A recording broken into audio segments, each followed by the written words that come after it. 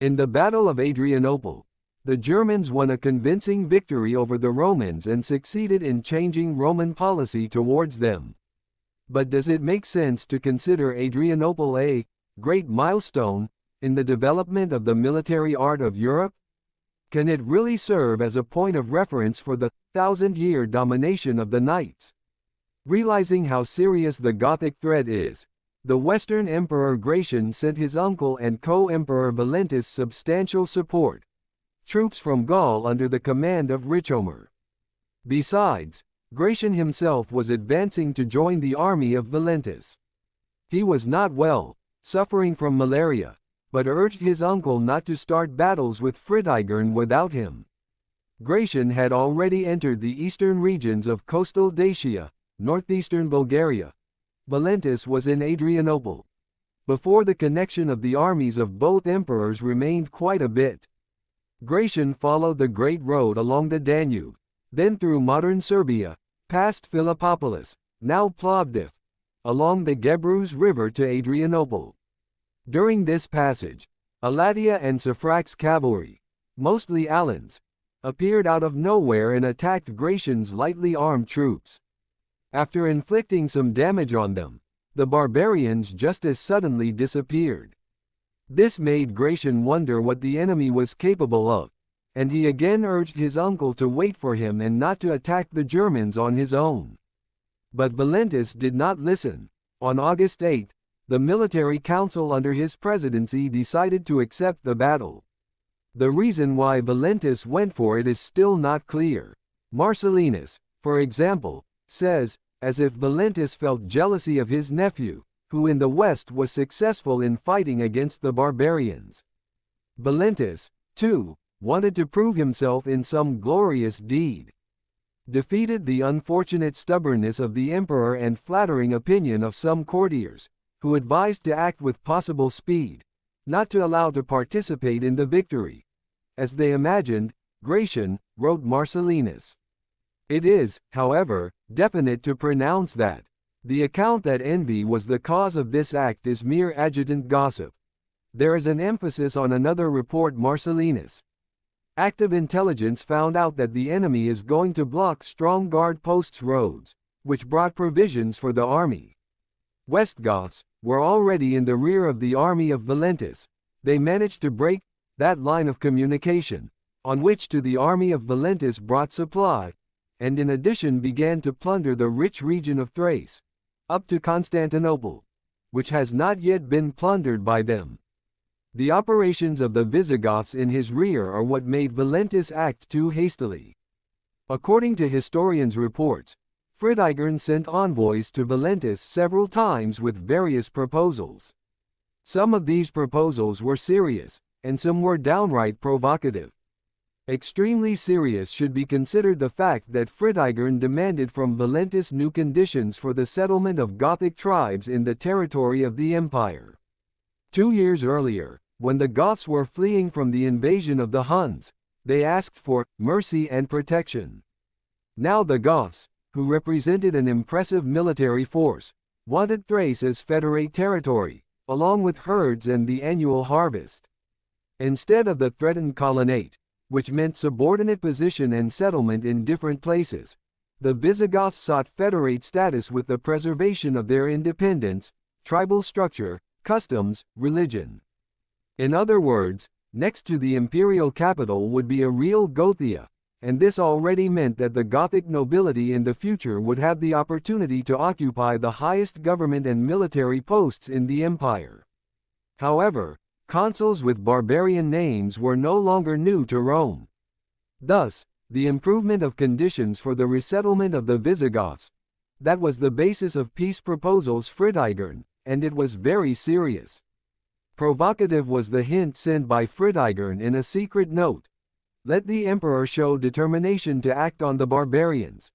This demonstration will convince the Gothic army that the Romans are really strong. And when the Goths see a powerful opponent, they will not dare to attack and will withdraw. What is true here? What is poetic speculation? And what is adjutant's gossip? It is impossible to understand now with complete reliability. In addition to everything, point to the fact that Valentus as if received information about the small number of the Gothic army, no more than 10,000 people. Anyway, in the morning of August 9, the imperial army, without waiting for Gratian, left Adrianople. In the city itself remained the state treasury, imperial insignia and the transport. Roman soldiers had to pass 18 kilometers with full lining under the scorching sun. The road was bad, and the Goths also set fire to dry grass to increase the heat. The Germans themselves were waiting for the enemy in their Wagenburg. Fritigern sent to Valentus new negotiators, but they were some insignificant people, mediocre Goths, which no one seemed to take seriously. While the Roman army was approaching the enemy, while the Visigoths were waiting for a fight, Valentus was still discussing with the envoys of Fritigern whether to exchange hostages and not to complete the matter in peace. However, no one believed in such an outcome. Suspect that the Visigoths deliberately dragged out time. First, the longer the battle did not start, the longer the Romans from heat and thirst, and secondly, cunning Fritigern waited for the return of Aleti and Sifrac. They had gone for forage, and they had already been sent for. 2 Roman units without orders began the battle, then the rest of the army was drawn in. Reimer tried to offer himself as a hostage, but no one wanted him. Suddenly the Romans realized that the enemy was much more numerous than imagined. The cavalry of Aletius and Sifracus, who were not present at the beginning of the clash, intervened in the course of the battle completely unexpectedly for the Romans. As if from an ambush, Alans and Ostgoths fell on the right flank of the Romans, crushed it, came back, bypassed the Romans and attacked the left wing. Roman cavalry did not resist, and the enemy made an onslaught of masses. The infantry was left without cover. Restore the combat order of the Romans was no longer possible. In the picturesque story, Marcellinus flashes mixed in a heap of horses and people. In the crush, writes the historian, it was impossible to even raise a hand with a sword, and the ground became slippery with blood. Finally, people turned to the last resort in desperate situations. Randomly ran, who could. Some of the far-sighted commanders also followed the example of the legionaries. Richomer and Saturninus left the battlefield. Among the dead are Trajan and Sebastianus, as well as 35 other tribunes. Valentus became, it seems, the only Roman emperor, about which with full right can be said, missing. According to various versions, he was struck by an arrow. He died of wounds or burned in a hut set on fire by the Germans, in which he tried to hide. In any case, his fate is unknown. His body has not been found. In Franco Cardina's emotional and very popular book, The Origins of Medieval Chivalry, Adrianople is shown as a kind of starting point. From Adrianople, the triumph of the horseman over the foot soldier became immutable. In general, this myth looks like this. A Roman legionary, on foot and without pants, suddenly found himself face to face with a barbarian warrior, mounted and in pants. The legionary's weapon is a sword of bad steel, designed only for stabbing blows on foot, while the barbarian has a sword of good steel, long, and it can stab and chop. All this is poetic and beautiful, but hardly fair.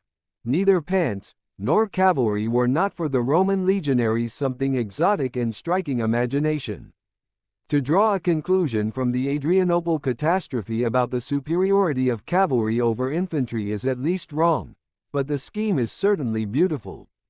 It is also interesting to note that Fritigern failed to capitalize on his so convincing victory at all. First, the barbarians decided to capture Adrianople, where, as we remember, was the treasury. After a terrible moonless night, when in the darkness constantly heard the groans of wounded and dying people, the Goths and Alans surrounded Adrianople on all sides. The skirmishes under the walls did not cease, but the cause was greatly hindered by an unpleasant episode with the defectors.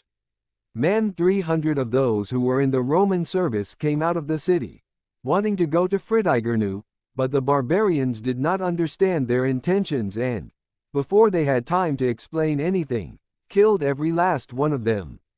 After that, the fifth column in Adrianople no longer manifested itself in any way. The Goths tried several times to storm the city, but were unsuccessful. The Romans made good use of their throwing weapons. Particularly impressive were the huge stones thrown into the crowd of stormers by the scorpion, a kind of weapon which is known in common parlance as an onager. In the end, as a few years earlier, Fritigern retreated from Adrianople. Other cities, Philippopolis and Perinth, also held out. However, the Goths did not even dare to go to Perinth, but plundered the fertile surroundings. From there Fritigern, with the army which was joined also by detachments of Huns, has moved to Constantinople. At the very gates to which Oleg the Prophetic in more than 500 years will nail the shield, there was a legendary episode which has made strong impression even on Germans and Huns. Suddenly a detachment of Saracens came out of the city, and one of the warriors, half naked, with a mop of long hair, suddenly pounced on the Germans, grabbed one, cut his throat and began to drink his blood with a roar. After that, the Goths retreated and seriously pondered.